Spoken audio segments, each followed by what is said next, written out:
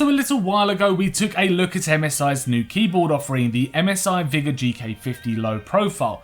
6 months later we're greeted with a new keyboard in the Vigor range. Its full model name is the MSI Vigor GK50 Elite, and with it comes a couple of changes, the major one being the switches and the keycaps. But before we start, we'd like to say a few words from the sponsor of this video, Wondershare. Wondershare's PDF Element 7 is an all-in-one smart PDF editor which offers the easiest way to create, edit, convert, annotate and sign PDF documents on every device including iOS and Android. There are literally hundreds of templates to choose from, or you can create your own PDFs from scratch, and with its handy edit text button you can make changes to existing documents as well. It is literally the best Acrobat alternative to maximize your document productivity.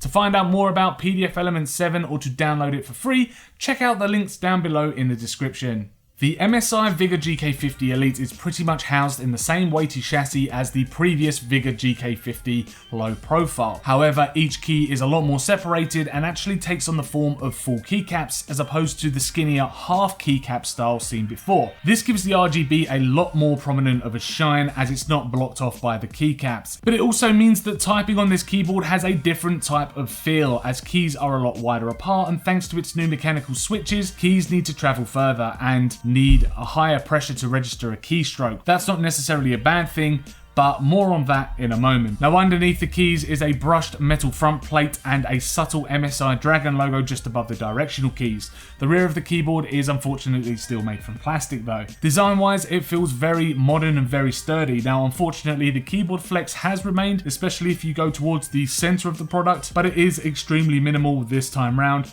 and unless you're really putting your weight into hammering the middle keys, you're not going to notice it at all. So let's get on to the most important change to the MSI Vigor GK50 Elite, and that's the mechanical switches. They're using Kale box white switches this time round, and compared to cherry reds, as shown on the MSI website, the switches require a lot less pressure to type and has a smaller travel distance. Its actuation point seems to be pretty high too before it begins to bottom out. Now for me, it creates a much nicer typing experience for sure. The switches just feel very solid. So a Kale box white switch is known for its clicky sounds when pressed, which I absolutely love, and it gives me a cue when I'm playing games that buttons are actually being pressed. They're also lightweight, although not as lightweight as the box blues that are available on the same model keyboard, although the same clickiness. I had no problem spamming my keys to fire off talents inside of games or peeking around a corner on a game like Valorant for example. The keycaps are slightly concave too, giving your fingertips a nice groove to fit into. Box whites are also IP56 rated, which protects them from moisture, which is perfect for sweaty palms, but it's not going to protect it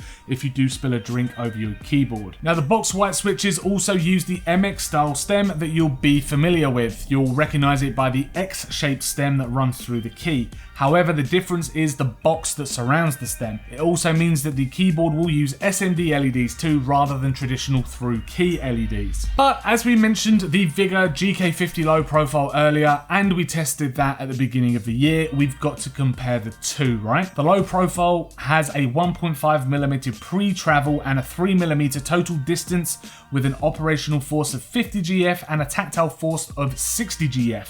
The new Elite with the Kale box whites have a pre-travel distance of 1.8mm and a total travel of 3.6mm, an operational force of 45 GF and a tactile force of 55 GF.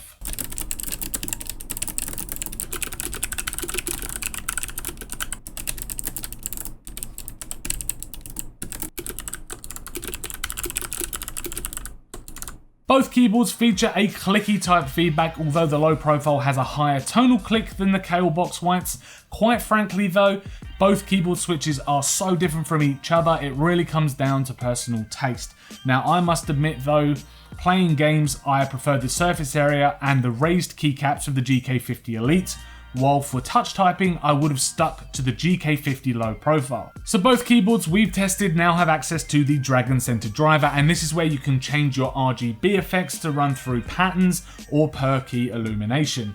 You've also got the chance to add macros as well, and when I first plugged in the keyboard, my Q key was macro to type IOP, while the number pad 4 key typed WTF, so someone had definitely had this keyboard before it arrived on my desk. The Dragon Center is also very simple to work through, and I must admit it's probably one of the simplest softwares out there. So the MSI Vigor GK50 Elite definitely has its advantages to gamers, and more so if you're coming from the GK50 low profile. The whole thing feels very weighty and very high quality build, and it's the first time I've tried Kale box switches, and I think I'm a convert now. Sure, the travel distance is higher than the previous GK50 low profile, and there is more of a thuddy, clicky sound, but inside of the games, the Elite performs superb anyway. The MSI Vigor GK50 can be found online from various retailers for around £79, which for me is very fairly priced for the performance you're going to receive from this keyboard. Plus, if Kale Blue are more your thing, there is a version of the Elite that comes with those switches as well. So thank you very much for checking out our video review of the MSI Vigor GK50 Elite gaming keyboard. If you enjoyed this video, then hit that like button.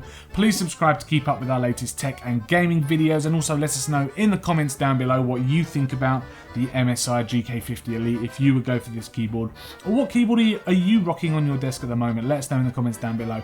Thanks again for Wondershare for sponsoring this video. You can check out PDF Element 7 in the description down below. There are various links down there you can go and see. And also, if you want to catch up with us live, join us over on Twitch. A link is below.